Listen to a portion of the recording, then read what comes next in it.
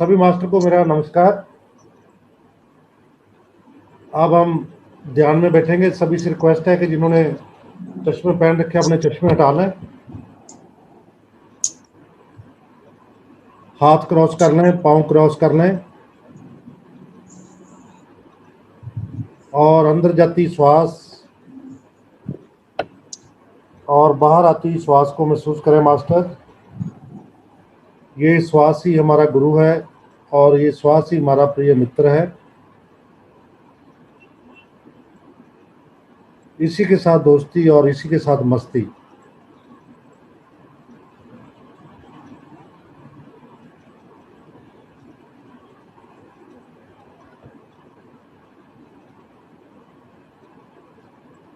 जो भी विचार इस समय आ रहे हैं उनको आने दें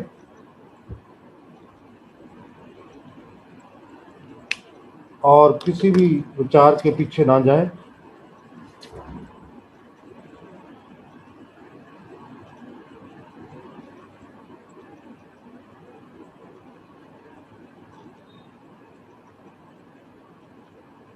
हम सब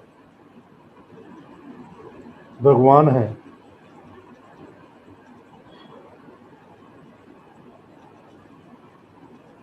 और हमें भाग्यशाली बनने के लिए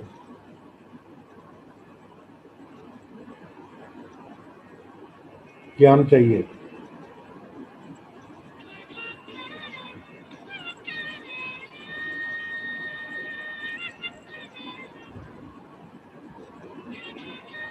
और ये ज्ञान हमें ध्यान से ही मिलेगा।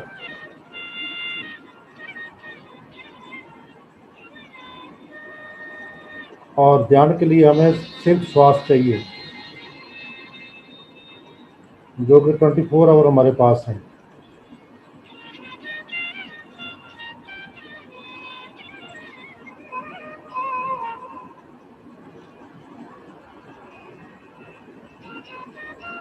जब आपके मन की धारा और श्वास की धारा एक हो जाएगी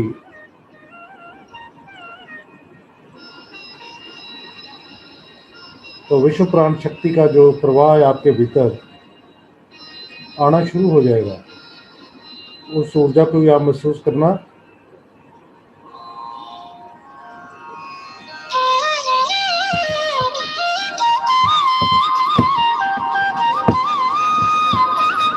बस कुछ पल लिए बिल्कुल अपने श्वासों के साथ एक हो जाए।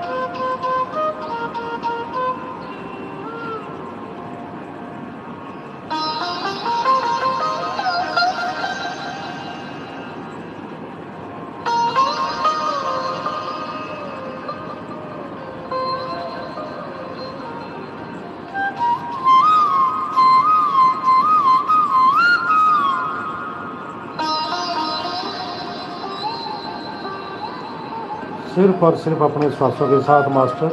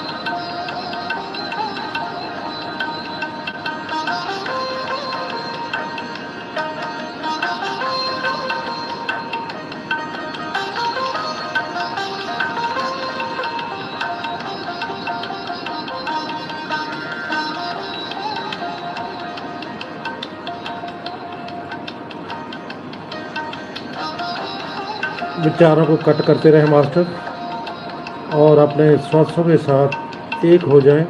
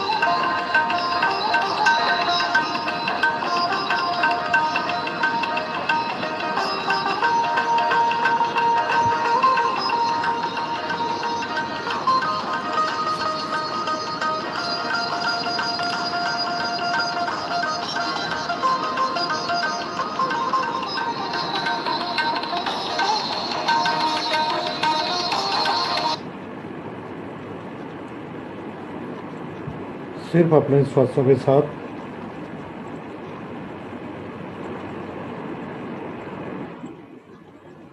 कुछ पल के लिए भूल जाइए अपना नाम, अपना ओहदा, अपना कामकाज। बस कुछ ही पल अपने ही लिए, अपने श्वासों के साथ।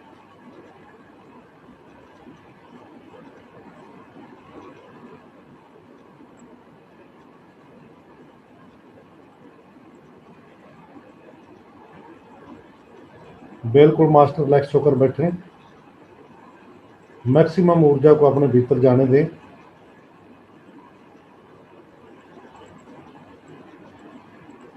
जहाँ पर भी आप बैठकर ध्यान कर रहे हैं, उस एरिया के जितने भी इनविजिबल मास्टर हैं वो सब आपको ऊर्जा दे रहे हैं और आपके साथ बैठ के ध्यान भी कर रहे हैं। उनकी एनर्जी को भी महसूस करें।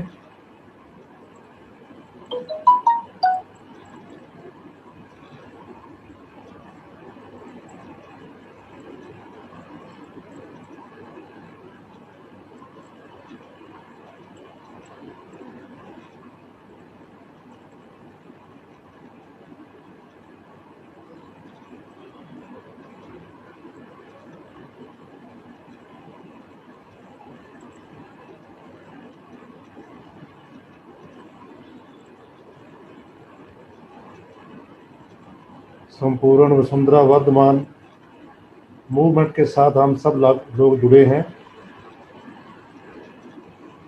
और इस मूवमेंट को आगे ले जाना हम सबका कर्तव्य है। इस मूवमेंट के सफल होने पर हमारा भी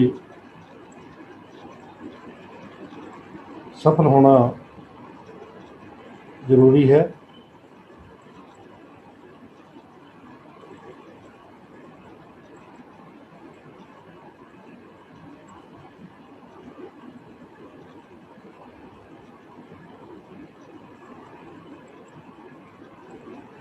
बस कुछ ही पल और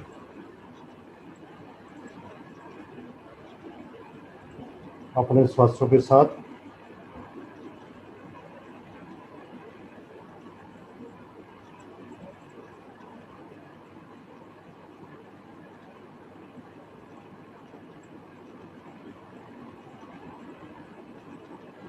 धीरे धीरे अपने शरीर को महसूस करें।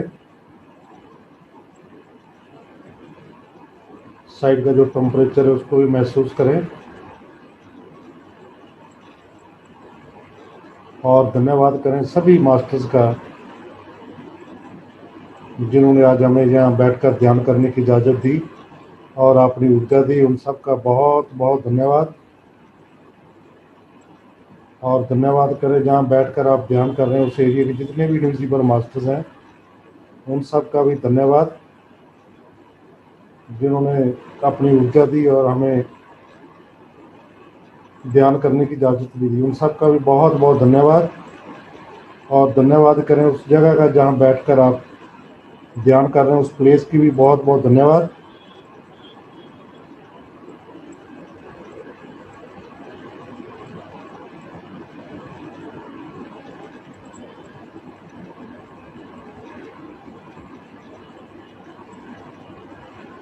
और लास्ट में धन्यवाद करें इस मिनी ब्रह्मांड का, अपने शरीर का, जिसके भीतर बैठकर आप रोज ध्यान करते हैं, कई तरह के अनुभव करते हैं, ज्ञान लेते हैं और अपनी इस जीवन यात्रा को इस शरीर के द्वारा ही पूरा करना है। और इस शरीर का भी धन्यवाद करें, इसके द्वारा ही हम रोज़मर्रा की ज़िंदगी की जितनी भी एक्टिविटीज वो कर पा रहे हैं।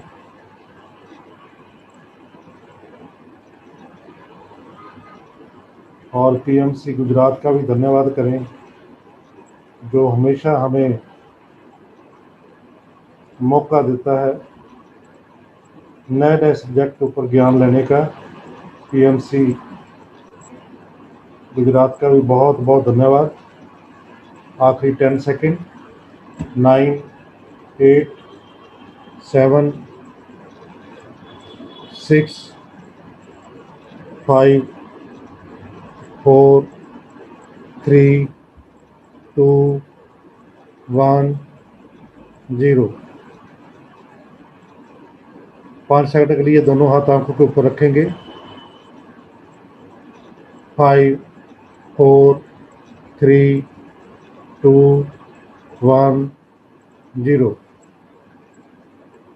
सबका भला मांगते हुए धीरे धीरे अपने हाथ हटाएं। आंखें खोलें master. Thank you very much. अब हमारे बीच में उत्तम महेश्वरी जी भी आए हैं, वो आज हमें ज्ञान देंगे। उनको सब में हमने सुनना है। सो आप सबका फिर एक बार सभी मास्टर्स का बहुत बहुत धन्यवाद। कोटि कोटि प्रणाम आप सबको। Thank you very much.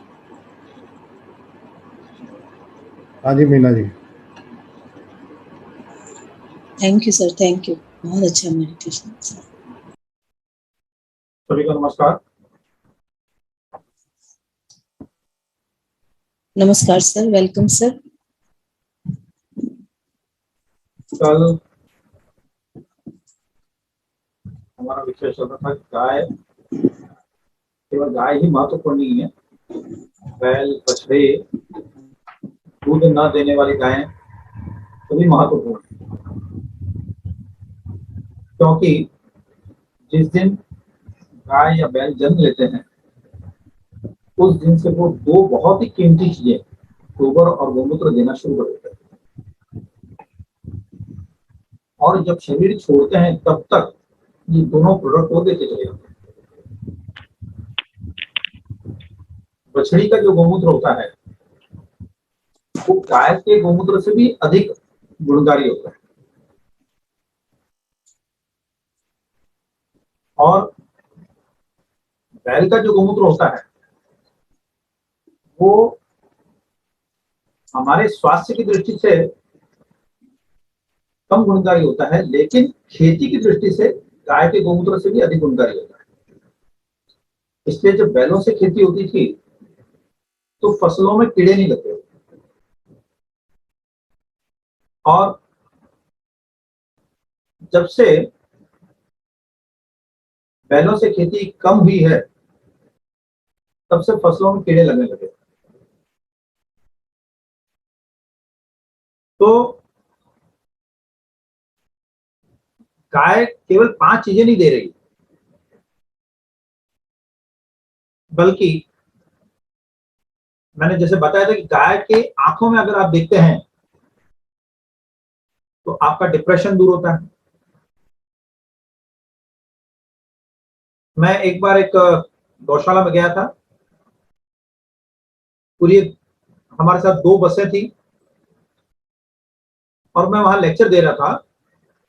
तो उस लेक्चर में मैंने बताया कि गाय के ऊपर अगर आप हाथ फेरते हैं प्रतिदिन आधा घंटा सुबह, आधा घंटा शाम को, तो 10 दिन में आपका बीपी नॉर्मल हो जाता है, जिसकी एलोपैथी में कोई दवाई नहीं है। वो कहते हैं जिंदगी भर दवाई लेते रहिए आप। तो जिंदगी भर अगर आपको कोई दवाई लेनी पड़ती तो दवाई नहीं है। दवाई तो वो होती है कि जो आपको फिर से अपने पैरों पर खड़ा कर दे, फिर आप जैसे थे वैसे हो जाए, उसको दवाई कहा जाता है। और जिंदगी भर अगर लेना पड़े तो एडिक्शन। तो मैंने कहा आप गाय के हाथ फिराइए। तो गाय पर अगर आप हाथ फिराते हैं सुबह आधा घंटा, शाम को आधा घंटा, तो आपका 10 दिन में बीपी नॉर्मल हो जाएगा। संयोग से उस ग्रुप के अंदर एक जज भी थे, मुझे पता नहीं था।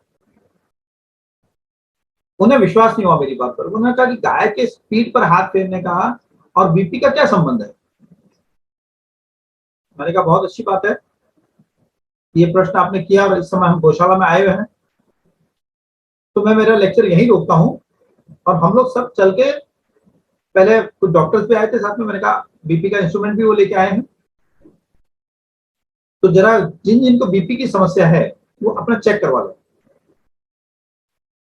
तो योग की बात है, उन्हीं जज साहब को सबसे ज्यादा बीपी की प्रॉब्लम थी, उनका 165 आया था। उन्होंने जाकर गाय के ऊपर 15 मिनट हाथ फिराया, जिनको भी बीपी की प्रॉब्लम थी सभी ने हाथ फिराया, उन्होंने भी 15 मिनट हाथ फिराया। 15 मिनट हाथ फिराने के बाद जब वापस उनका बीपी चेक किया तो उनका बीपी 128 हो गया, यानी केवल 15 मिनट के अंदर 37 पॉइंट कम हो गया। अब यह जो बात है, उनको बड़ा आश्चर्य हो कि ऐसे कैसे हो सकता है। तब मैंने कहा कि मैं जो व्याख्यान दे रहा था कि गाय हमारे प्राणों का पोषण करती है, जब प्राण की कमी हो जाती है हमारे शरीर में, तभी कोई ना कोई बीमारी हमारे शरीर में घुस जाती है, और जैसी ही प्राण शक्ति बढ़ती है वैसी बीमारी बाहर निकल जाती है, और गाय हमारे प्राणों का पोषण करती है। और अब तो बहुत से जी टीवी पर भी आ गया कि विदेशों के अंदर, अमेरिका में, यूरोप में गाय को गले लगाया जाता है। 90 मिनट का समय देते हैं कि आप गाय के साथ रहिए, गाय के ऊपर हाथ फेरिए, गाय को गले लगाइए, जिसको उन्होंने शब्द दिया काउ कडलिंग, और वो कहा वो कीजिए आप, उससे आपका एंजाइटी, डिप्रेशन, ये सब जो बीमारियां हैं, मानसिक रोग आपके दूर हो जाएंगे। और ये वो वहां पर फ्री में नहीं होता है ये सब, उसके लिए वो हजारों रुपए, 22,000 रुपए, 35,000 रुपए ऐसे चार्ज करते हैं। केवल 1.5 घंटे आपको गाय के साथ छोड़ देते हैं। हम लोग भी हमेशा जब भी कोई गाय दिखती है, गाय के पीठ पर हाथ फेरते हैं, और फिर इस प्रकार से गाय के पीठ पर हाथ फेर के फिर इस प्रकार से हम करते हैं। क्यों करते हैं? क्योंकि गाय के पीठ पे हाथ रखते ही पॉजिटिव एनर्जी हमारे भीतर आ जाती है। जो लोग भैंस का दूध पीते हैं वो भी कभी भैंस के ऊपर हाथ फिराते, ऐसे ऐसे तो छोड़िए, हाथ भी नहीं फिराते भैंस के ऊपर, क्योंकि भैंस के अंदर नेगेटिव एनर्जी है, बकरी के अंदर भी नेगेटिव एनर्जी है। जो मैंने प्रयोग बताया कि आप गाय के ऊपर ये हाथ का ये पोर्शन टच होना चाहिए, ऐसे हाथ रख के गाय के ऊपर, और फिर अपना एनर्जी लेवल चेक कीजिए, आपकी एनर्जी लेवल बढ़ जाएगी। लेकिन आप भैंस के ऊपर, चाहे वो बहुत ही हट्टी कट्टी भैंस क्यों ना हो, उसके ऊपर आप हाथ रखें और फिर अपना एनर्जी लेवल चेक कीजिए, आपकी एनर्जी लेवल कम हो जाएगी। और इसीलिए हमारे शास्त्रों ने कहा कि गाय में 33 कोटि देवता है। देवता यानी जो हमारे प्राणों का पोषण करते हैं, जो सबसे अधिक पालन पोषण करते हैं उनको हम कहते हैं मां। लेकिन जो हमारे प्राणों को पोषण देते हैं उनको हमने देवता कहा है।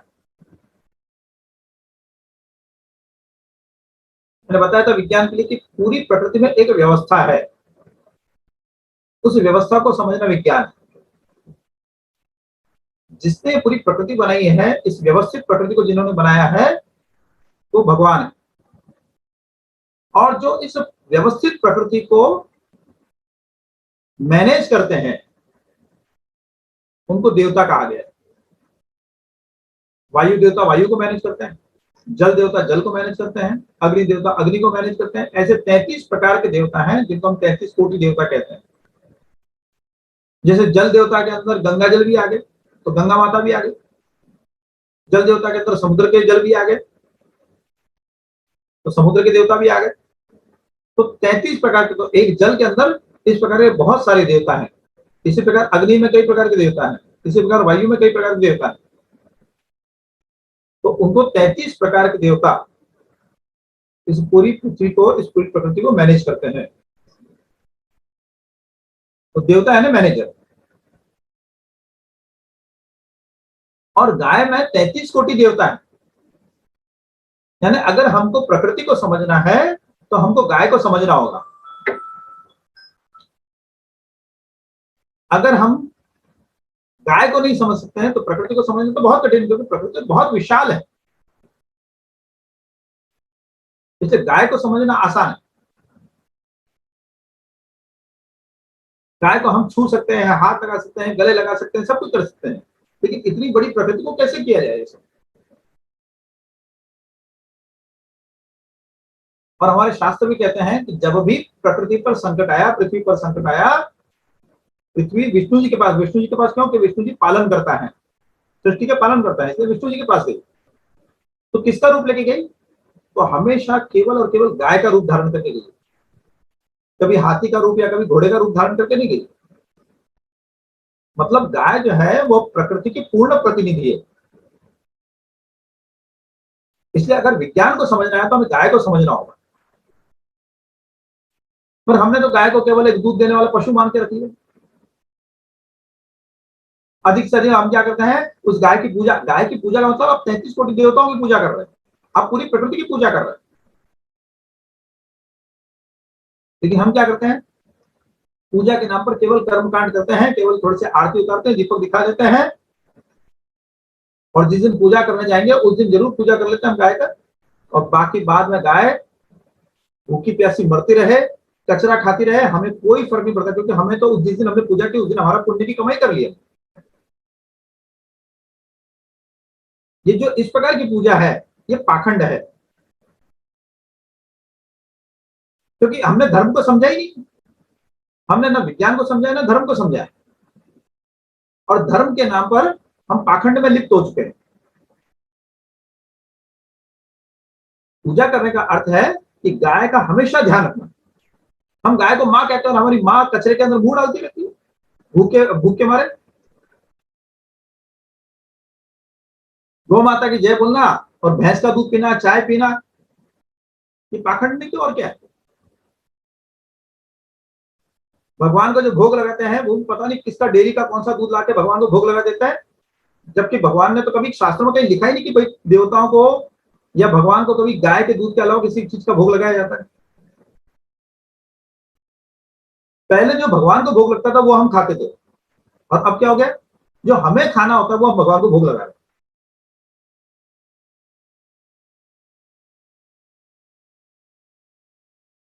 तो हम गाय के घी का ही दीपक लगाएं, क्योंकि गाय के घी के दीपक के अलावा कोई भी दीपक जो है वो अस्वीकार्य है। जब आयुर्वेद को स्वीकार्य नहीं है तो धर्म को कहां से स्वीकार्य हो?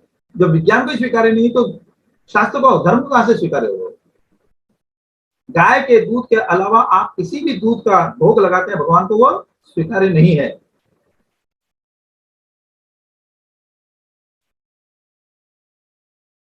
एक बार मैं कॉलेज में लेक्चर देने गया था, जैसे ही प्रिंसिपल ने परिचय कराया कि आज के जो वक्ता है वो गाय के ऊपर आपको बहुत अच्छी जानकारी देंगे, वैसे ही बच्चा खड़ा हो गया, जोर से चिल्लाया, गाय हमारी माता है। बाकी सब बच्चे आगे चिल्लाए कि आगे कुछ नहीं आता है। अब शुरू हो गया बच्चों का, लगातार चिल्लाने लगे, गाय हमारी माता, आगे कुछ नहीं आता है। प्रिंसिपल परेशान हो गया, अरे शांत हो जाओ, शांत हो जाओ। फिर बच्चे गाय की शांत हो, कॉलेज के बच्चे गाय पे लेक्चर सुनना चाहते हैं। मैंने फिर प्रिंसिपल को कहा कि आप बैठिए, मुझे बच्चों को टैकल करना आता है। हालांकि मैं पहली बार ही गया था कॉलेज में लेक्चर देने, लेकिन मुझे विश्वास था कि गौ माता मेरा साथ देगी, और इसलिए मैंने जैसे मैं खड़ा हुआ, मैंने खड़े होकर कहा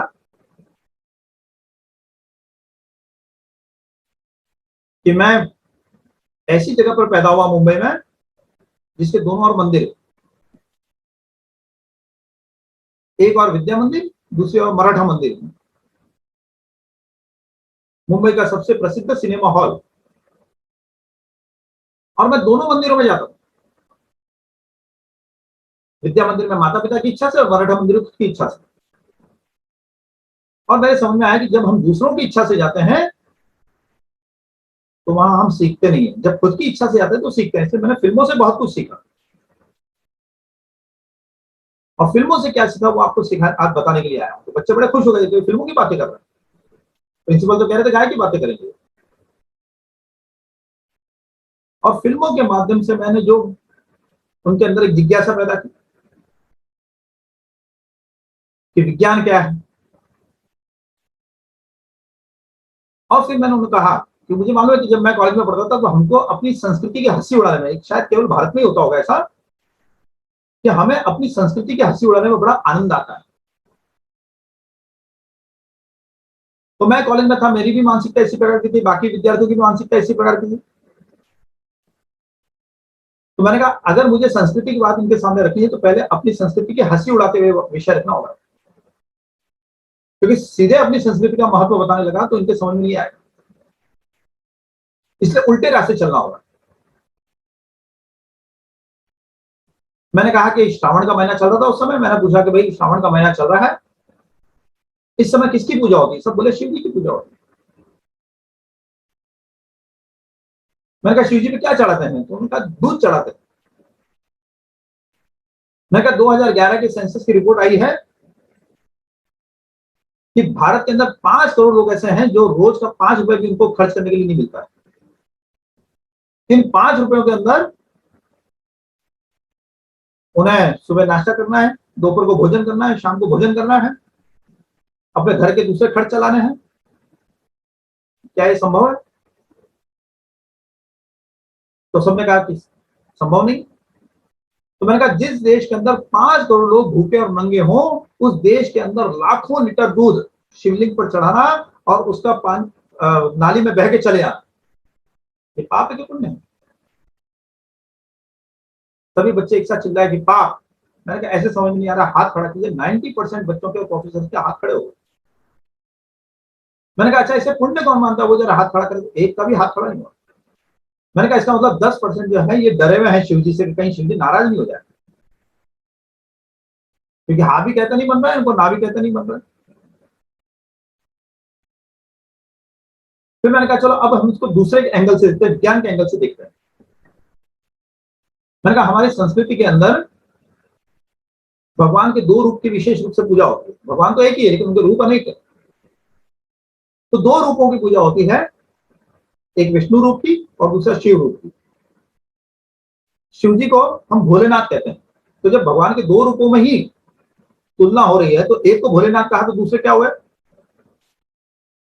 तो मैंने कहा विष्णु जी क्या हुए? तो कुछ बच्चे बोले चंडनाथ, किसी ने कहा चतुर्नाथ। मैंने कहा बिल्कुल सही बात। जब असुर जो देवताओं को मार रहे थे तो देवता विष्णु जी के पास दौड़े कि भाई इस प्रकार तो हमें खत्म कर देंगे, हमारी रक्षा कीजिए। तो उन्होंने कहा कि ठीक है, तुम समुद्र का मंथन करो, समुद्र का मंथन करने से उसमें से अमृत निकलेगा, तो अमृत पीना, फिर उसके बाद असुर तुमको मार नहीं पाए।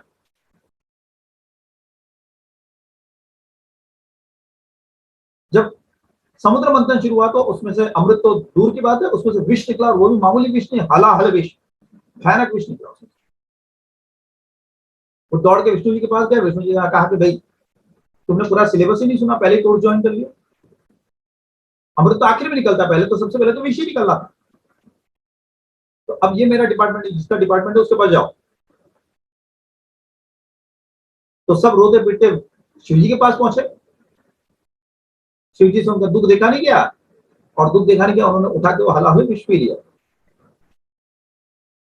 पार्वती जी ने उनका कंठ दबाया, कंठ दबाते ही उनका कंठ नीला पड़ गया और नीलकंठ के नाम से प्रसिद्ध हो गए। फिर वो मंथन करने लगे। जब मंथन करने लगे तो फिर अमृत निकला, लेकिन किसी ने किसी विष्णु जी को याद किया। विष्णु जी आए, मोहिनी रूप धारण करके आए, अमृत लेके चलते बने।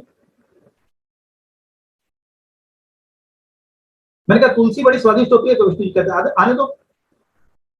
बेलपत्र कड़वा कड़वा होता तो बोले जाने दो। विष्णु जी को 56 भोग लगते हैं, कहीं कॉम्प्रोमाइज नहीं कि कहीं गरीबी है तो वहां 52 भोग या 54 भोग, ऐसा नहीं। सब जगह 56 भोग। और शिव जी को कोई आक है, धतूरा है, ऐसी चीजें चढ़ा देती जो कोई खाता नहीं है, और शिव जी खुश हो जाते कि वाह देखो मेरे भक्त ने मुझे चढ़ाया है।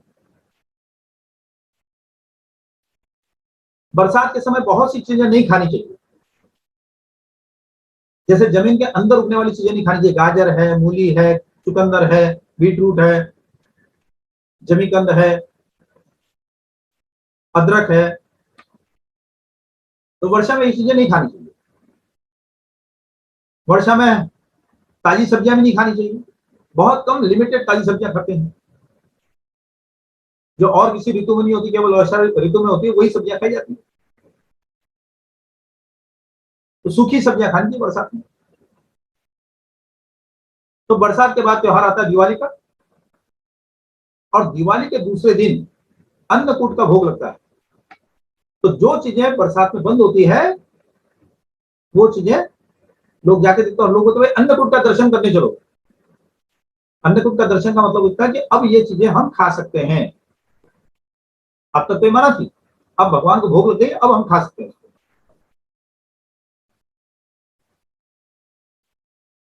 तो भगवान को 56 भोग लगते हैं, अन्नकूट का भोग लगता है।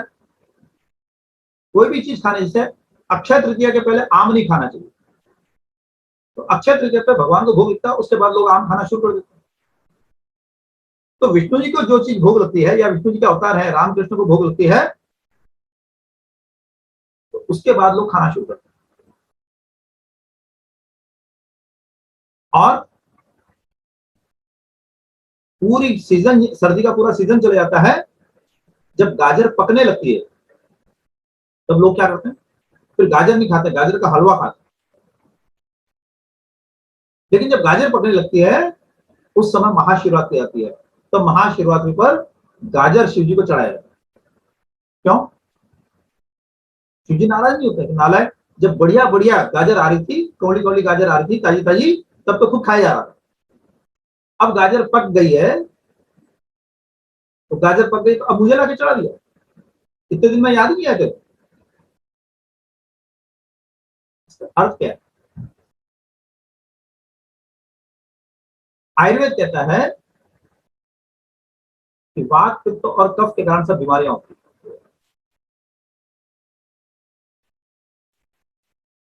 महाशिवरात्रि के बाद गर्मी बढ़ने लगती है, और गर्मी, गाजर की तासीर भी गर्म होती है, इसलिए महाशिवरात्रि के बाद गाजर नहीं खाना चाहिए, नहीं तो पित्त के रोग होंगे। पित्त के रोग यानी सामान्य फोड़े फुंसी से लेके कैंसर की गांठ तक, वो भी पित्त के रोगों में आते हैं। 90% ज्वर जो है, बुखार जो है, वो पित्त के रोगों में आते हैं। मलेरिया, टाइफाइड, जॉन्डिस, ये सब पित्त के रोग हैं। इसलिए गर्मी में गाजर नहीं खानी चाहिए। तो जैसे ही शिव जी के ऊपर गाजर चढ़ी, फिर लोगों को समझ में आ जाता था कि अब गाजर नहीं खाना है। क्यों? क्योंकि शिव जी वह संहार करता है, विष्णु जी पालन करता है। विष्णु जी का जब भोग लगता है दिवाली के बाद, तो उसके बाद लोग खाना शुरू कर देते हैं गाजर। शिव जी के ऊपर भोग लगते ही लोग उसको खाना बंद कर देते। ऐसे ही श्रावण के महीने में आयुर्वेद कहता है कि पत्ते नहीं खाने चाहिए, पत्ते वाली सब्जियां नहीं खानी चाहिए। पालक है, मेथी है, चंदलाई है, ये जो भी चीजें हैं, जो पत्ते की सब्जियां हैं, वो नहीं खाना चाहिए। लेकिन उस समय जितना भी पशु जगत है वो क्या खा रहा है? तो सब घास और पत्ते ही तो खा रहा है। इसलिए आयुर्वेद कहता है कि श्रावण के महीने में कच्चा दूध नहीं पीना चाहिए, क्योंकि ये जो पत्ते जो है वो वात बढ़ाते हैं, और गायें उस समय ये पत्ते उत्ते ही खाती, घास फूस खाती। इसलिए श्रावण के महीने में गाय का जो दूध है वो वात को बढ़ाएगा। तो पहले तो प्रथा थी कि कच्चा दूध ही पीते थे। कोई घर घर में गाय थी तो कच्चा दूध निकाल के पीते थे। लेकिन कच्चा दूध पीने से वात बढ़ेगा, और वात से 70% प्रकार की बीमारी आती है। 90% दर्द जो होते हैं वात के दर्द होते हैं। इसलिए श्रावण के महीने में अगर हमने दूध पिया, कच्चा दूध पिया, तो पूरे शरीर में दर्द हो जाएगा और वायरल हो जाएगा। तो लोगों को कैसे समझ में आए? तो जैसे ही शिव जी पर दूध चढ़ना शुरू होता है, लोगों को समझ में आता है कि अब कच्चा दूध नहीं पीना है, अब कच्चा दूध पिएंगे तो बीमार पड़ेंगे। तो ये हमारा विज्ञान था कि जो विष्णु को भोग लगता है, अब विष्णु जी भी जो दूध चढ़ाते हैं, लोग उसको चरणामृत करके पी लेते हैं, पंचामृत करके पी लेते हैं। लेकिन वही दूध जब शिव जी पर चढ़ता है, उसके बाद वो नाली में बह के चले जाता है। लेकिन पूरे देश को समझ में आ जाता था कि भाई अब दूध नहीं पीना है, और वो नाली आगे जाके पेड़ पौधों में चली जाती थी, और पेड़ों को वो गाय का दूध उस समय पोषण देता है।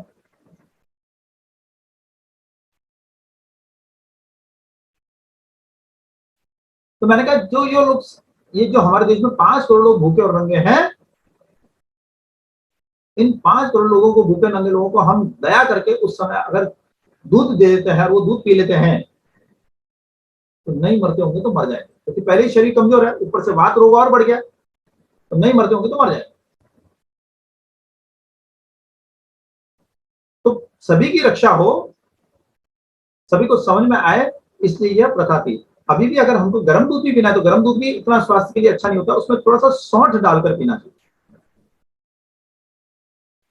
मैंने पहले व्याख्यान में बताया था कि इस समय अदरक का उपयोग नहीं करना है, सौंठ का उपयोग करना है।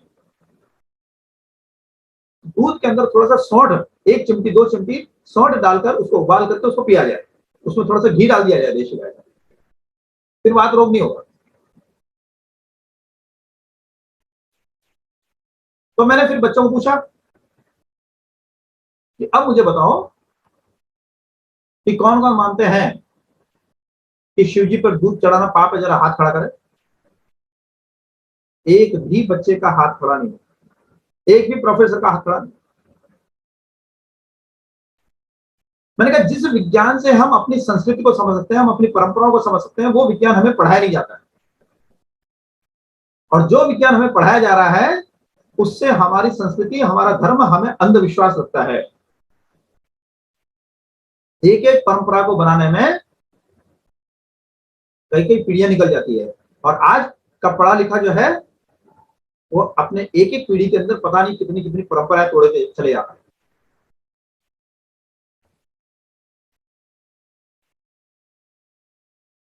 तो इसलिए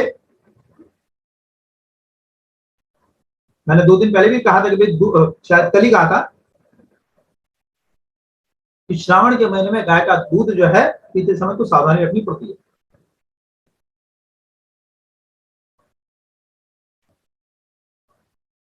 तो गाय को हमने पूजा तो की हमने, लेकिन उसका महत्व नहीं समझा, केवल पुण्य का लालच।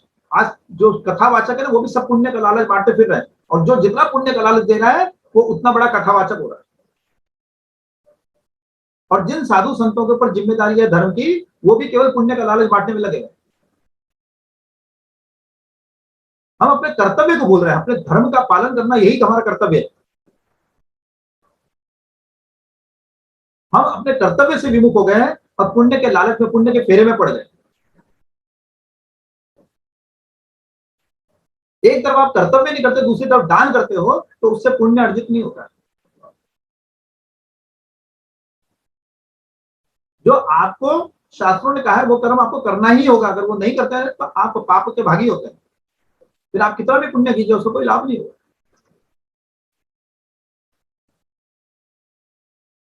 तो आप गाय की सेवा कीजिए। क्यों? क्योंकि सेवा करने पे भी गाय आपको बहुत सारे मानसिक रोगों से बचा रही है, और आज की तारीख में शारीरिक रोगों से ज्यादा मानसिक रोग बढ़ रहे हैं।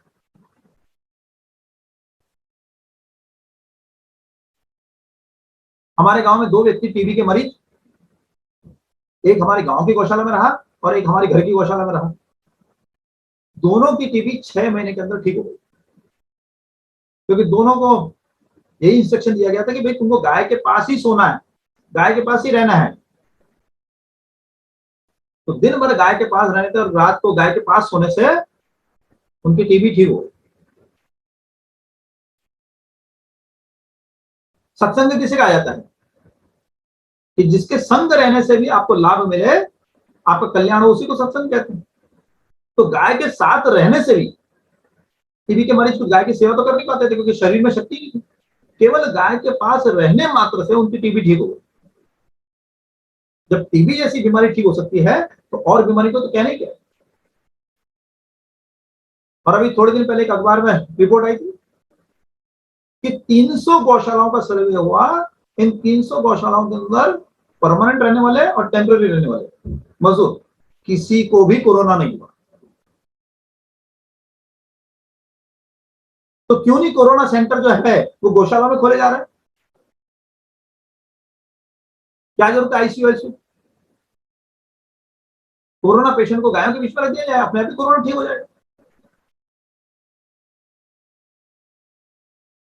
हम प्रकृति से दूर जा रहे हैं, और फिर जब बीमारी आती है और फिर उससे डरने लगते हैं, फिर एक मामूली बीमारी को महामारी, वैश्विक महामारी, पता नहीं क्या क्या बोल जाते हैं। जो बीमारी बिना पैसे की ठीक हो रही है उस पर लोग 10-10, 20-20 लाख रुपए खर्च कर रहे हैं, उनकी बॉडी तक घर नहीं आती।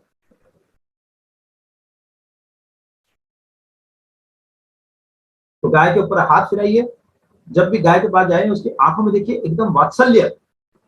ये वात्सल्य शब्द कहां से आया? गाय के बछड़े को संस्कृत में वत्स कहा जाता है, और गाय का प्रेम अपने बछड़े के प्रति सबसे अधिक होता है। और यह हर एक माँ का प्रेम होता है, लेकिन गाय का विशेष रूप से होता है। आप भैंस के पाड़े को छोड़ दीजिए, वो अपनी माँ को ढूंढ नहीं पाएगा। 50 भैंसों के बीच में उसके पाड़े को छोड़ दीजिए, वो कम से कम 10 भैंसों की लात खाकर फिर अपनी माँ के पास पहुंचेगा। लेकिन गाय के बछड़े को छोड़ दीजिए 1000 गायों के बीच में, वो बराबर अपनी माँ के पास पहुंच जाएगा। जैसे ही बछड़ा अपने बाड़े से दौड़ना शुरू करेगा, वैसे ही गाय को पता चल जाएगा कि मेरा बछड़ा आ रहा है, वो आवाज देना शुरू कर देगा।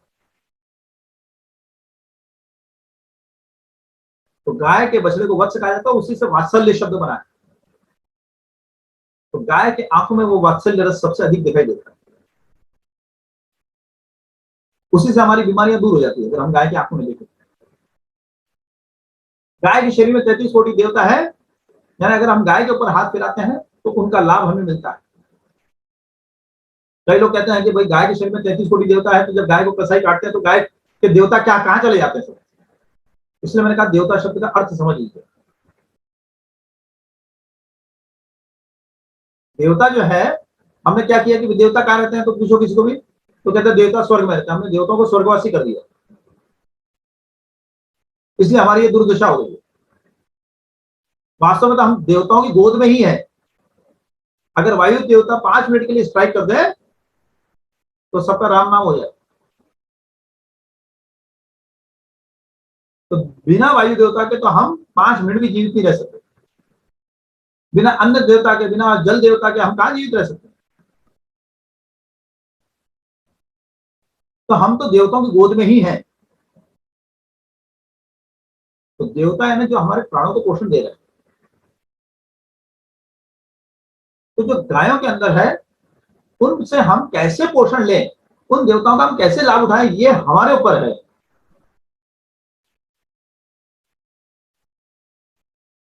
जैसे हमने बचपन में कहानी पढ़ी कि सोने का अंडा देने वाली मुर्गी को काट के आपने अंडा निकालने की कोशिश की, तो मुर्गी भी गई और अंडे भी गए। गाय के अंदर 33 कोटि देवता है, ये हमारे लिए है कि हम उनका लाभ कैसे उठाएं। कहते गाय के गोबर के अंदर लक्ष्मी है, तो जब तक गाय के गोबर का खेतों में उपयोग हो रहा था, कोई भी किसान आत्महत्या नहीं करता। जब से गोबर का उपयोग कम हुआ है, किसान तो मर ही रहा है, और किसान जो पैदा कर रहा है केमिकल डाल डाल के, उससे हम लोग भी मर रहे हैं। आज कैंसर का सबसे बड़ा कारण फर्टिलाइजर और पेस्टिसाइड का उपयोग है, जिसे सरकार छुपा रही है। बेवकूफ बनाया गया पूरे देश को कि शराब और तंबाकू के कारण कैंसर होता है। उसका कारण तो होता है, लेकिन मुख्य कारण वो नहीं है। जो कभी शराब को छूते नहीं है, जो कभी तंबाकू को जिन्होंने कभी छुआ नहीं, उनको क्यों कैंसर हो रहा है? क्योंकि वो फर्टिलाइजर और पेस्टिसाइड का जहर खा रहे हैं। तो गाय हमें वो आहार देती है जो हमारे प्राणों का पोषण, जो हमारे प्राणों को पोषण देता है। अब कई लोग कहते हैं कि भाई मांसाहारी लोग जो हैं उनमें बल अधिक होता है। अगर आपको ध्यान हो, एशियाड हुआ था भारत में, दिल्ली में। उस एशियाड में भारत को एकदम 100 पदक मिले थे, ठीक 100 पदक मिले थे। और उस 100 पदक में से 66 पदक जो थे, जो 66 मेडल्स थे, 66 मेडल्स, वो 66 मेडल जो थे वो हरियाणा के लोगों ने जीते थे। और एक बहुत बड़े पद्मश्री मुजफ्फर हुसैन जी ने जब मालूमात की तो पता चला कि वो 66 के 66 लोग थे, वो शाकाहारी थे।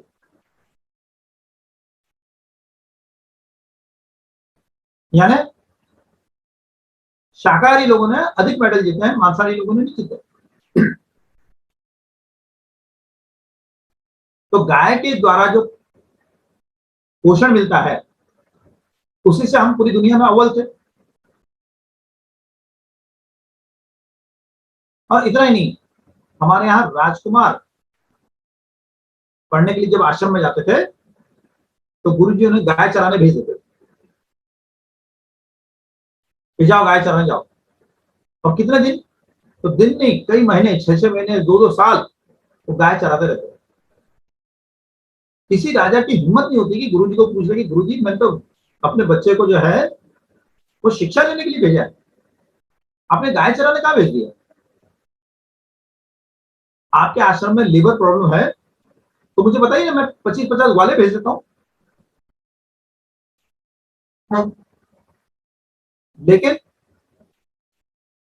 राजा की हिम्मत नहीं दे सके। इसका कारण यह है कि वे भी जानते थे कि शिक्षा में गाय का बहुत महत्वपूर्ण स्थान है।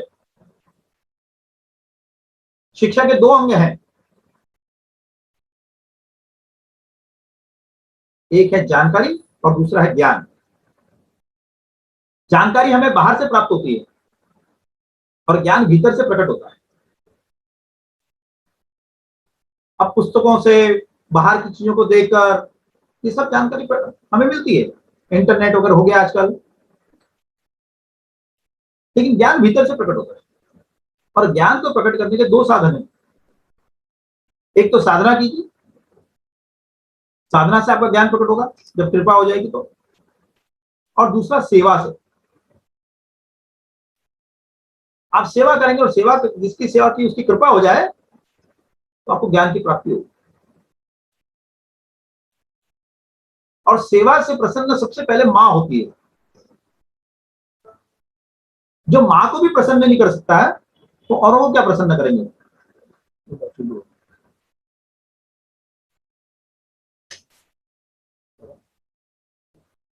हाँ जी, जरा बैटरी लो हो गई थी इसलिए मैंने उसको ऑन कर दिया है।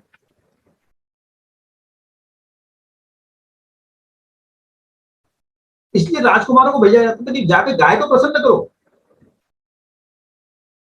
अब उसे प्रसन्न करने में उसे 6 महीने लगता है, साल भर लगता है, 2 साल भर लगता है। जब तक वो प्रसन्न नहीं होती तब तक उसको आगे की शिक्षा नहीं दी जाती। तो गाय की जब कृपा होती है तो जो भीतर से ज्ञान प्रकट होता है और उस ज्ञान के प्रकाश में उनको ग्रंथ पढ़ाए जाते थे, शास्त्र पढ़ाए जाते थे। क्योंकि जानकारी बहुत खतरनाक चीज है। आज देश में जितनी समस्याएं हैं ये सब जानकार लोगों की देन है, पढ़े लिखे लोगों की देन है। हमारे पुराणों में, इतिहास के अंदर सबसे अधिक जानकार व्यक्ति था रावण, चारों वेदों का जानकार। कितना नुकसान किया उसने, ये सभी जानते। और उस समय एक व्यक्ति था जो सबसे विद्वान, सबसे ज्ञानी। तो सबसे ज्ञानी जो थे वो थे हनुमान जी, ज्ञानी नाम अग्रगण्यम। हनुमान जी ने कितना उपकार किया। तो ज्ञानी व्यक्ति अगर जानकार हो तो उससे उपकार होता है, लेकिन बिना ज्ञान के अगर कोई जानकार हो जाए वो खतरनाक हो जाता है, वो राक्षस हो जाता है।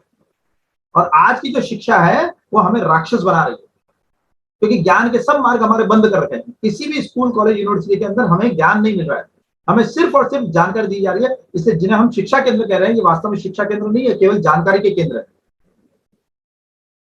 ये इंफॉर्मेशन सेंटर है। तो गाय की सेवा से ज्ञान मिलता है। आप आयुर्वेद पढ़ लीजिए, आपको समझ नहीं आएगा, क्योंकि ऋषियों की ग्रंथ आपको ऐसे समझ में आ ही नहीं सकता। आप ज्योतिष पढ़ लीजिए, आपको नहीं समझ में आएगा। जब तक भीतर से ज्ञान प्रकट नहीं होगा तब तक ऋषियों के लिखे हुए ग्रंथ आपकी समझ में नहीं आ सकते। आप ऊपर पढ़ पढ़ के जानकारी जरूर ले सकते हैं, लेकिन उस जानकारी को आप ग्रहण नहीं कर सकते पूरा। ज्ञान फिल्टर करने की शक्ति देता है, कौन सी जानकारी उपयोगी, कौन सी जानकारी उपयोगी नहीं है। आज नुस्खों की बहुत सारी किताबें हैं,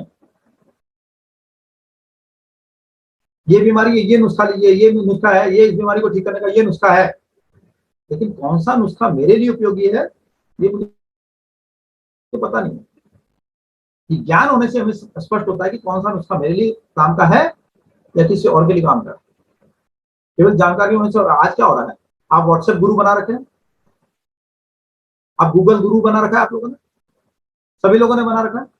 इन गूगल गुरु और इनसे इंफॉर्मेशन मिल सकती है, ज्ञान नहीं मिल सकता है। तो गाय की सेवा से ज्ञान भी मिलता है। और जिस गाय के गोबर की अंदर कहा गया है कि लक्ष्मी का वास है, जिसके गोबर में लक्ष्मी है, यानी वो स्वयं साक्षात महालक्ष्मी है। और कभी किसी दिन चर्चा होगी तो मैं बताऊंगा कि दिवाली का पर्व जो है वो लक्ष्मी का नहीं, महालक्ष्मी का पूजन का है, गौ माता की पूजन का पर्व है। वो गोवत्स द्वादशी से शुरू होता है, हम लोगों ने धनतेरस से शुरू कर दिया। और धनतेरस भी कोई सोने का त्योहार नहीं है। धन यानी धनवंतरी, जब समुद्र में से प्रकट हुए तो पहले गौ माता प्रकट हुई, कामधेनु, और उसके बाद धनवंतरी प्रकट हुए थे। बिना गाय के आयुर्वेद को भी नहीं समझा जा सकता है, इसीलिए आज आयुर्वेद पिछड़ रहा है। तो पहले गाय प्रकट होती है और फिर धनवंतरी महाराज, आयुर्वेद के भगवान। और आखिरी जो आता है वह भी कार्तिक पूर्णिमा। कार्तिक पूर्णिमा में गंगा स्नान करना चाहिए, और गंगा कहाँ है तो गौमूत्र में है। तो पूरे 15 दिन तक जो पर्व चल रहा है, ये पूरा पर्व जो है ये गाय से जुड़ा हुआ है। दिवाली के दिन गाय के घी के दीपक लगाइए। उसके पहले दिन जो है उपटन जो लगाया जाता है वो गाय के गोबर के राख का उपटन बना हुआ होता है, तो सबसे बढ़िया रहता है। धनतेरस के दिन औषधियों की पूजा होनी चाहिए, क्योंकि स्वास्थ्य सबसे बड़ा धन है। पहला सुख निरोगी काया, तो स्वास्थ्य हमारी सबसे बड़ी संपत्ति है।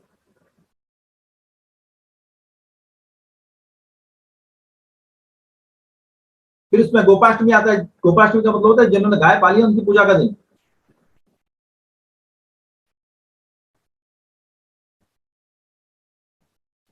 तो गाय से ज्ञान, गाय से लक्ष्मी, गाय से समृद्धि, गाय से स्वास्थ्य, गाय से अर्थव्यवस्था, इतनी सारी चीजें हैं। और जब तक हम गाय की पूजा करते थे तब तक हमारा देश सोने की चिड़िया था। जब तक हम गाय को सम्मान देते थे तब तक हम जगत गुरु थे। और जब से गाय के उपेक्षा शुरू हुई तब से हम अपने आप को डेवलपिंग कंट्री कहने लगते हैं। तब से हमारे लोग जो है बिल गेट्स के आगे कटोरा लेके घूम रहे हैं हमारे नेता, और वो हमें बदले में वैक्सीन लेने की सलाह दे रहा है। पहले कोई बीमारी आती थी तो लोग भारत की तरफ देखते थे कि भारत क्या देगा, और आज बीमारी आती है तो हम WHO की तरफ देख रहे हैं, जो हर 2 महीने में अपनी बात बदलता है। गाय को खोने के बाद हमने सब कुछ खो दिया है। इसलिए हम गाय का महत्व समझिए। यही मेरे व्याख्यान का उद्देश्य था। मुझे जितना थोड़ा बहुत जानकारी थी वो मैंने आपके सामने रखने का प्रयत्न किया। और अब मैं आयुर्वेद के ऊपर विषय शुरू करना चाहता हूं। तो आयुर्वेद पे विषय शुरू किया जाए या इस पे किसी को प्रश्न पूछना है?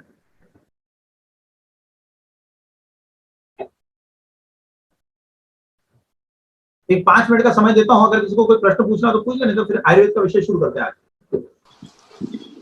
सर नमस्ते। नमस्ते। सर एक बात पूछनी थी। अगर किसी को गाय लेना हो, मतलब अपने पास में रखना हो, जैसे कि अभी आपके पास में तो गौशाला या और कुछ है, लेकिन मेरे पास में जगह है, लेकिन अगर गाय खरीदना चाहे तो क्या क्या क्वालिटीज देख के लेना चाहिए उसकी? देखिए, पहली क्वालिटी तो यह है कि वो देशी गाय हो। दूसरा, आप कहाँ रहते हैं विनायक जी? मैं नांदेड़ शहर में रहता हूँ सर। अब नांदेड़ साइड में जो है, मेरे ख्याल से वहां की जो गाय है, एक्चुअली मुझे अभी ध्यान नहीं कि देवनी गाय है वहां की, कौन सी गाय है, या बहुत सारी गाय जिनका आपको नाम भी पता नहीं है, तो वहां की लोकल गाय आपको रखना चाहिए। अच्छा। क्योंकि वो भले ही दूध कम दे। आप ध्यान रखिए कि गिर गाय जो है सामान्य हमारी जो लोकल गाय होती है उससे 3 गुना अधिक खाती है। उसका दूध अधिक होता है लेकिन उसका खर्च भी अधिक होता है। अच्छा। हमारी जो लोकल गाय है वो बहुत कम खर्चे में चल जाती है। अच्छा। चल जाती है, और उसका दूध अधिक पौष्टिक होता है, क्योंकि वो वहां की कुछ ऐसी वनस्पतियां खाती है जो दूसरी गाय नहीं खाएगी, जैसे गिर की गाय नहीं खाएगी वो। अच्छा। लेकिन वहां की जो लोकल वनस्पति है उसको वो बड़े प्रेम से खाती है और उसका गुण आपको मिलता है।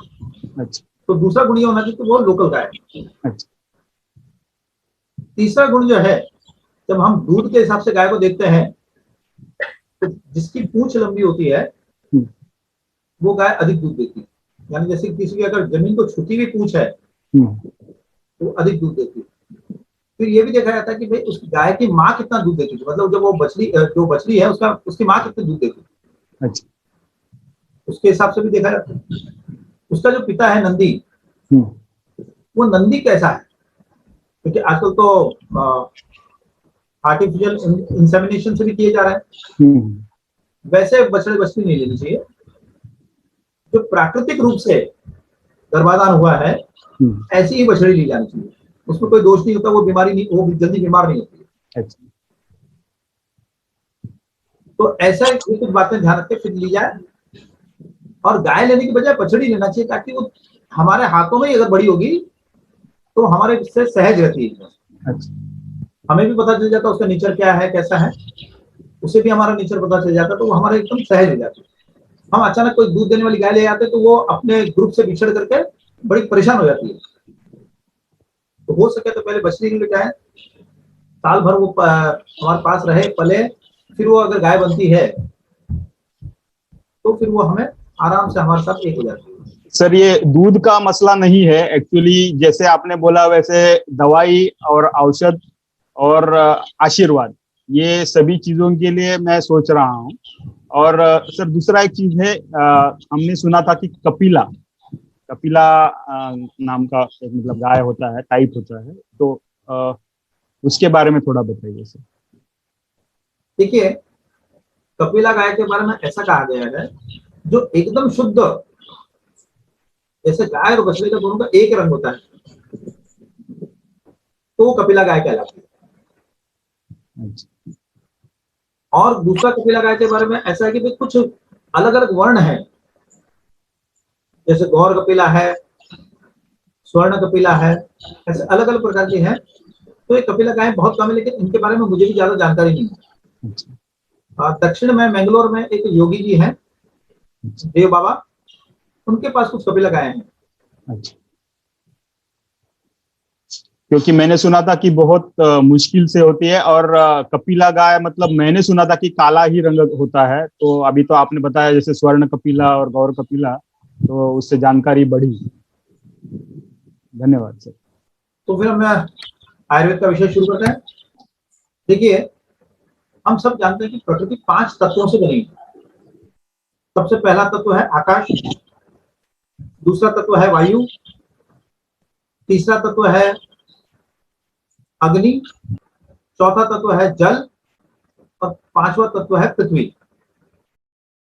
इन 5 तत्वों से ये प्रकृति बनी है।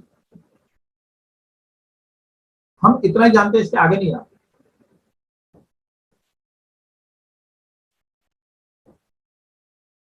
आयुर्वेद ने के ऋषियों को शायद पता था कि कलयुग में लोगों की याददाश्त, लोगों के धारण करने की शक्ति कम हो जाएगी, इसलिए उन्होंने इन 5 को 3 में बांट दिया।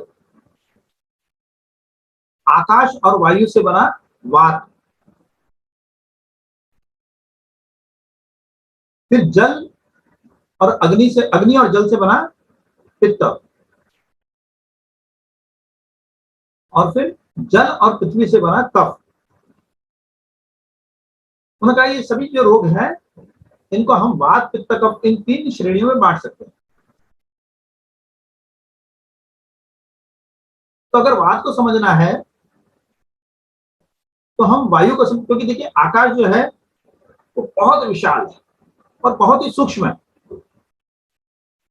एक एटम के अंदर जो इलेक्ट्रॉन घूम रहा है, अगर आकाश नहीं हो तो घूम नहीं सकेगा। और पूरे जो चांद सितारे सब जो हैं, वे सभी के सभी आकाश में ही घूम रहे हैं। तो आकाश बहुत विशाल भी है और आकाश बहुत सूक्ष्म भी है, इसलिए आकाश को समझना थोड़ा कठिन है। लेकिन वायु को हम समझ सकते हैं। तो वायु के 5 गुणों का, और वैसे भी आकाश निष्क्रिय है, वायु सक्रिय है, तो हम वायु के 5 गुणों को देखें तो हम बात को समझ सकते हैं। वायु का पहला गुण है गति। हम कहते हैं ना सबसे अधिक गति किसकी, तो वायु की।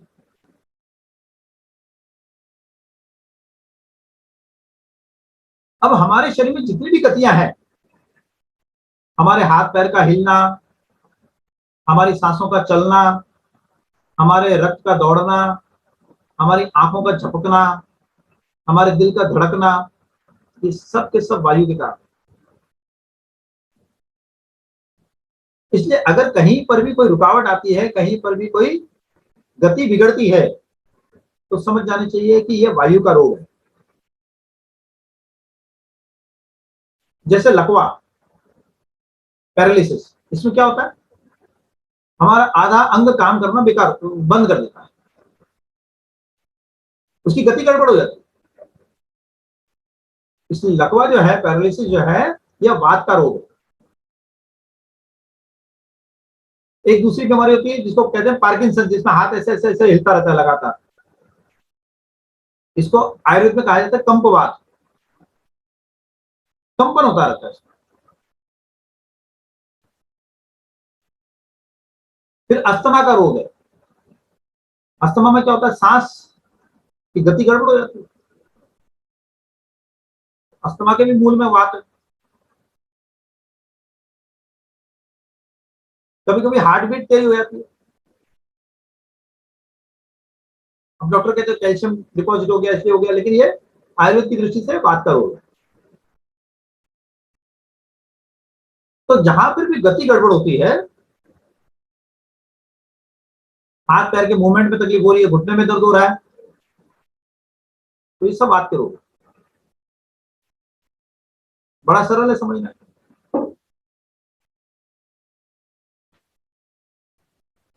दूसरा, वायु, अब गति कैसी होती है, गति दो प्रकार की होती है। एक गति होती है लयबद्ध,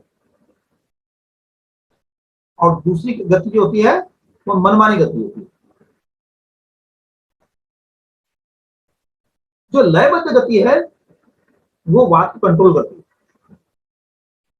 लेकिन जिसमें लय नहीं है वो शरीर के वात को बिगाड़ देती है। अब जैसे किसी बच्चे को आप कहिए सजा के रूप में, सजा के रूप में खाली इसको ये कहिए कि भाई तू यहां तेरे को आधे घंटे उछलना है, तो बच्चा पूछेगा भाई मैंने क्या गलती की, मेरी क्या क्यों सजा दी जा रही मुझे। लेकिन यही उसे कहा जाए कि भाई आधे घंटे डांडिया खेलना है, तो बच्चा बोलेगा सिर्फ आधा घंटा, अरे हमारे तो रात भर खेलने की इच्छा है, आधा घंटा क्यों? क्योंकि डांडिया में लय है। तो जो लय युक्त गति है वो हमें फायदा करती है। आज हमारे जीवन कैसा हो गया, भागदौड़ का जीवन हो गया।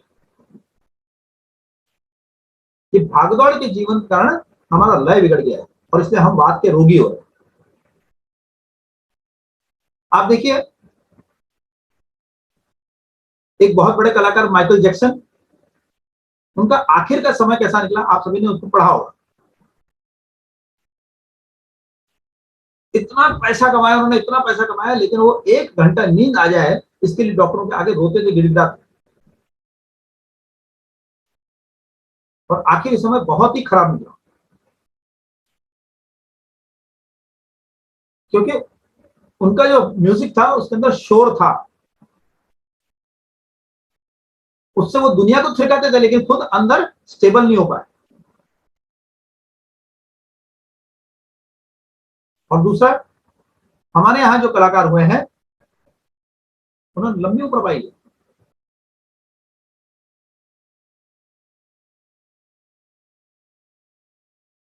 हमारे यहाँ पर जो कथक नृत्य करते थे गोपी किशन, वो भी लंबी उम्र के बाद और उम्र के हिसाब से गया, शरीर छोड़ गए।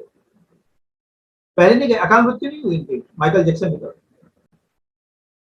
हमारे यहाँ जो गायक पंडित भीमसेन जोशी, वो भी लंबी उम्र पाते और शांति से गए। आप देख लीजिए बात, ये तो मैंने कुछ एक दो नाम ले लिए, लेकिन ऐसा आप देखेंगे तो सब लोगों की इसी प्रकार की स्थिति, जिन्होंने भी शरीर छोड़ा बड़ी शांति से स्वस्थ जिए और स्वस्थ रूप से उन्होंने शरीर छोड़ दिया। तो जीवन के अंदर लय होना जरूरी है। हमारे यहां पर जब जुलाहे कपड़ा बुनते थे तो पूरे समय गाते रहते थे। 6 घंटे काम करने के बाद उठते थे तो थकते नहीं थे, बल्कि इतनी शक्ति रहती थी कि आराम से समाज का काम कर सके, घर का काम कर सके। और आज अगर कोई टेक्सटाइल मिल से निकलता है बाहर, 8 घंटे के बाद वो जब निकलता है, 1 घंटा तो उसको खुद को, वो खुद ही मशीन बन जाता है, 1 घंटा तो उसको इंसान बनने में लग जाता है। और फिर उसके अंदर ना इतनी शक्ति नहीं रहती कि वो कुछ अपने लिए कर सके, परिवार और समाज तो दूर की बात। तो लय होना चाहिए, वहां लय नहीं। तो हम जो वात के रोगी वो अपने जीवन को लयबद्ध बनाए। तेज गति होगी चलेगा, लेकिन लय नहीं छूटना चाहिए। तो आप, लेकिन हम लोगों ने क्या कर रखा है, ठीक है, अब जैसे कोई आंधी आती है, आंधी आती क्या होता है, आकाश जो है एकदम मटमैला दिखाई देने लगता है। हमें समझ में आया था कि आंधी आ रही है, हम तुरंत अपने घर के खिड़की दरवाजे बंद कर देते हैं। जब आंधी चली जाती है तब जाके खिड़की दरवाजे खुलते हैं। अगर उस समय हम अपने खिड़की दरवाजे नहीं खोले तो क्या होगा, पूरे घर में धूल मिट्टी भर जाएगी, फिर 2-5 दिन तक उसको साफ करने में निकल जाए। इसलिए जब आंधी को देखकर खिड़की दरवाजे बंद कर देना, यह विज्ञान है। बाद में वो धूल मिट्टी जो घर के अंदर घुस गई है, उसे 2-5 दिन तक साफ करते रहना, वैक्यूम क्लीनर की सहायता से साफ करना, ये टेक्नोलॉजी है, साइंस नहीं, विज्ञान नहीं।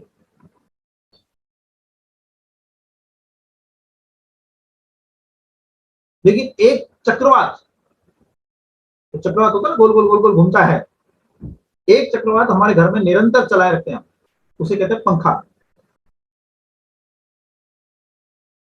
और पंखा का तो ऐसा होता है कि जितना तेज पंखा हो, हमको लगता है कि वो बढ़िया है।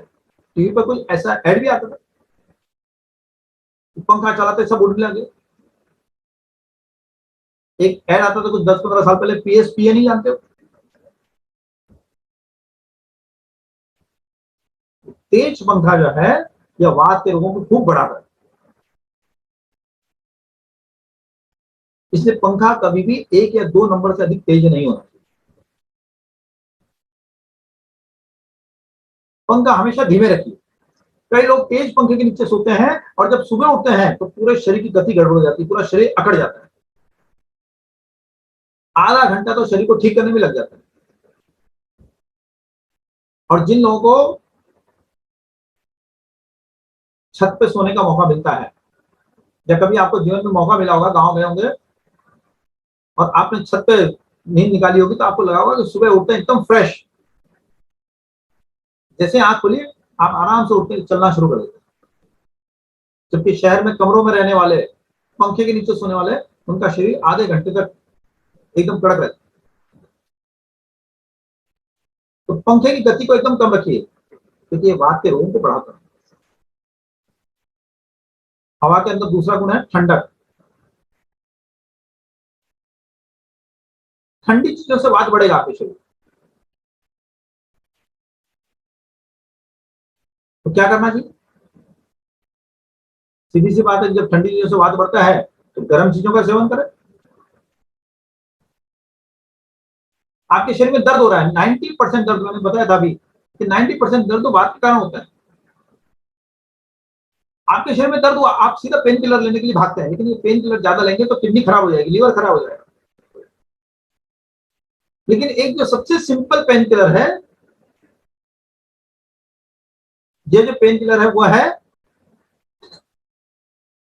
गर्म पानी। जैसे ही आपको दर्द होने लगे तुरंत गर्म पानी पी लीजिए।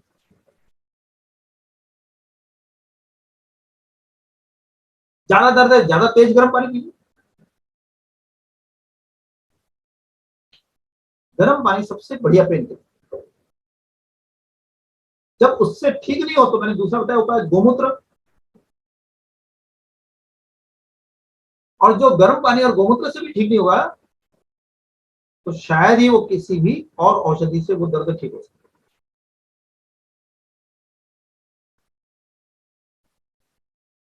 शरीर में ठंडक बढ़ेगी, सीधा सा उपाय है गर्म। आप देखिए कहीं पर भी आपको दर्द होता है, आप वहां कुछ गर्म सेक करते हैं, आपको तुरंत आराम हो जाता है। गर्म पानी से सेक करें, पीठ में दर्द होता है, आप गर्म पानी की थैली लगा देते हैं, क्यों? वात के कारण दर्द हो रहा था, आपने जैसे ही गर्म लगाया आपको आराम मिल गया। तो ठंड से वात बढ़ती है और वात बढ़ने से दर्द होता है।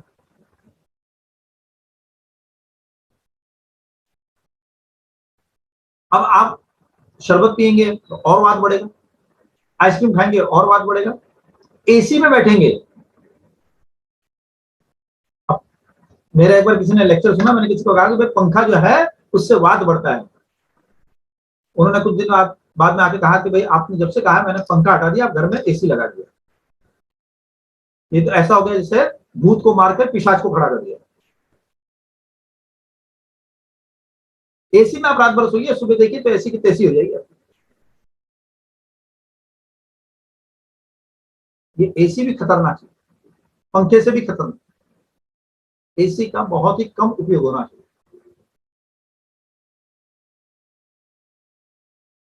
ये जो ऋतु आते हैं ना, हर ऋतु का आनंद लेना चाहिए। आप गर्मी का आनंद छाछ पी के ले सकते हैं, आप गर्मी का आनंद तरबूज कलिंगड़ खा के ले सकते हैं, आप गर्मी का आनंद गुलकंद खा के ले सकते हैं, गुलाब शरबत, चंदन शरबत, कितनी चीजें गर्मी का आनंद। आपने गर्मी में नहीं रहेंगे तो क्या एसी में ये सब चीजें अच्छी लगेगी?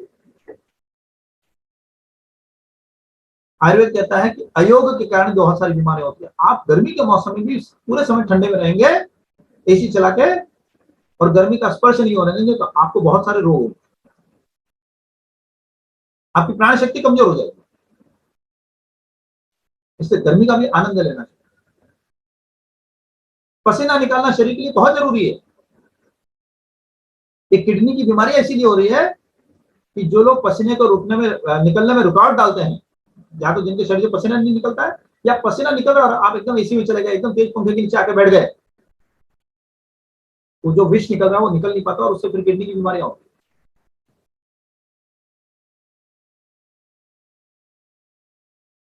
तो एसी ये भी ठंडक देता है, इससे भी वात के रोग बढ़ते हैं। Thank you sir, thank you so much. बहुत ही डीप नॉलेज हम लोगों को मिल रहा है। यस, कविता जी। हेलो, प्रणाम सर आपको। हाँ जी बोलिए। हाँ, मेरा एक सवाल था कि मेरी 4 साल की बेटी है, उसको नक्सीर बहुत आती है, तो उसके लिए क्या मतलब ये सब घरेलू। एक एक बीमारियां, इनके बारे में सब बताने पहले मैं आपके सामने देखिए, मैंने आपको कहा कि नुस्खे बहुत सारे हाँ हैं, जी, लेकिन पहले उसके पीछे का विज्ञान समझ लीजिए। ओके। जैसे नक्सीर है, किसमें आती है? वात पित्त कफ में से किसमें आता है? तो ये पित्त की बीमारी। तो जब पित्त की बीमारी अच्छा बताऊंगा और पित्त के इलाज बताऊंगा तो आपको समझ आ जाएगा कितना सरल इलाज है। अच्छा, okay okay, thank you sir. Parkinson's का भी इलाज बहुत सरल है। ये एक एक बीमारी का, लेकिन जैसे आप सुनेंगे, देखिए मेरा एक विषय होता है, मैं जहां भी व्याख्यान देने के लिए जाता हूँ, लोग मुझे बुलाते हैं हाँ जी तो सर। उसका विषय का टॉपिक रहता है ये अपने डॉक्टर स्वयं बने। कि हाँ भाई जी, आप अपने डॉक्टर बनिए, क्योंकि अब जब डॉक्टर, आजकल डॉक्टरों के नाम पे बहुत कुछ गड़बड़ हो रहा है, तो ऐसे समय में ये चाहिए कि हम अपने डॉक्टर खुद ही बने। जी तो मेरा यही प्रयास रहेगा कि आप ये सब लेक्चर सुनने के बाद बहुत कुछ अपना इलाज स्वयं कर सकेंगे। जी, thank you sir. Okay sir, thank you sir, thank you so much. Deep gratitude sir. सभी को बहुत बहुत थैंक यू। धन्यवाद। नमस्कार।